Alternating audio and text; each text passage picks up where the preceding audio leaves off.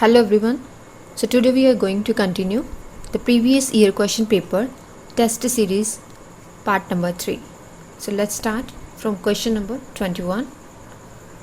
Where Angels Fear to Tread is a novel by. Options are Virginia Woolf, E.M. Forster, H.G. Wells, Henry James.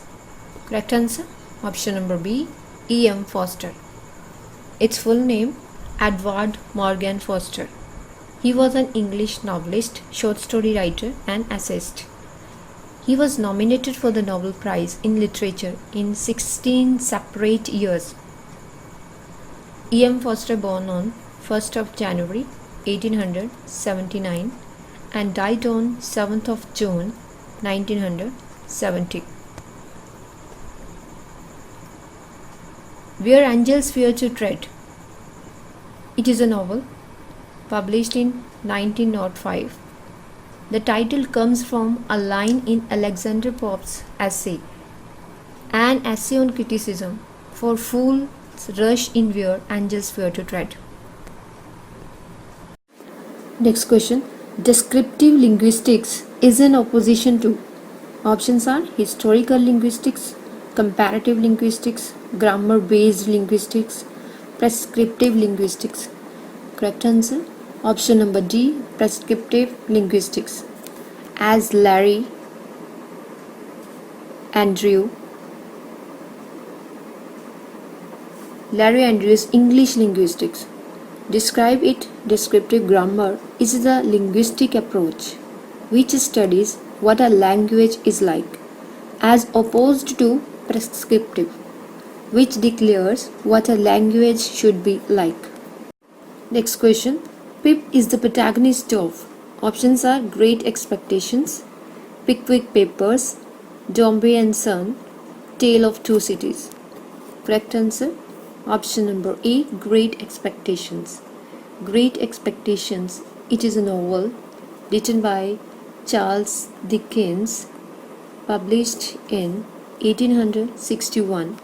The main character, Pip, protagonist, its full name Philip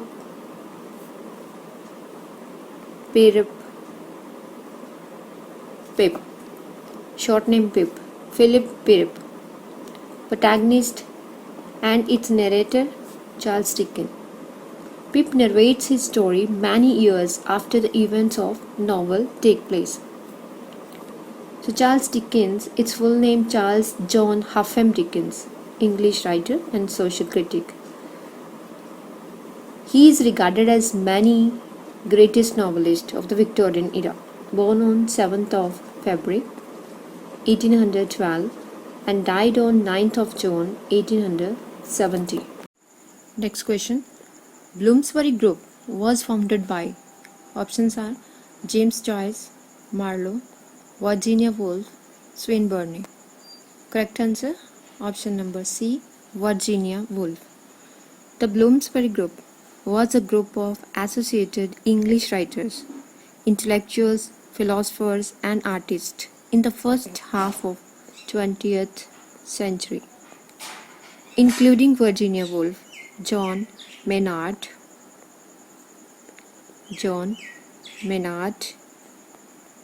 Keynes, E.M. Forster, and Leighton Strachey. Virginia Woolf was an English writer. She was a pioneer in the use of stream of consciousness as a narrative device. Virginia Woolf born on 25th of January 1882 and died on 28th of March 1941. Next question. Sir Roger de Coverley was a character created by. Options are Jonathan Swift, Charles Dickens, Joseph Addison, George Eliot. Correct answer option number C, Joseph Addison. Sir Roger de Coverley was a fictional character devised by Joseph Addison, who portrayed him as the ostensible author of papers and letters that were published in Addison and Richard Steele's influential periodicals, The Spectator. Spectator. Joseph Addison was an English essayist, poet, playwright and politician. Born on 1672 and died 1719. His name is usually remembered as the founder of Spectator magazine. Next question. Individual differences in language articulation. Options are dialectal, pertain to different register, pertain to idiolect, are regional. Correct answer? Option number C, pertain to idiolect. An idiolect is the way a particular person speaks at a specific time, as distinct from others. This word is mainly used by linguistics when discussing differences in speech from one person to another.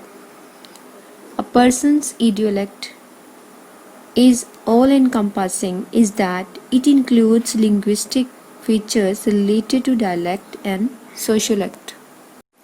Next question. The Scholar Gypsy is long poem by. Options are Tennyson, Walter Scott, Leigh Hunt, Matthew Arnold. Correct answer, option number D, Matthew Arnold. The poem's main subject is a legendary Oxford scholar who gives up his academic life to roam the world with a band of gypsies, observing their customs and seeking the source of their wisdom. The Scholar Gypsy, published in 1853, one of the best and most popular of Matthew Arnold's poems, Scholar Gypsy. Matthew Arnold was English poet and culture critic, born on 24th of December 1822 and died on 15th of April 1888. Next question. Christopher Marlowe belonged to a group known as. Options are university scholars, university wits, university dons, university students. Correct answer, option number B, the university wits. The university wits is a phrase used to name a group of late 16th century English playwrights and pamphleteers who were educated at the universities. The university wits include Christopher Marlowe, Robert Greene, Thomas Nash, Thomas Lodge, George Pillay. All are the university graduates. Another of the wits, though not university trained, that was Thomas Gide. Next question. In which play of Shakespeare the beginning is dominated by a ghost? Options are Hamlet, Macbeth, King Lear, Twelfth Night. Correct answer, option number A, Hamlet. The tragedy of Hamlet, Prince of Denmark, often shortened to Hamlet, is a tragedy written by William Shakespeare sometime between 1599 and 1601. It is Shakespeare's longest play with 30,557 words. The ghost of Hamlet's father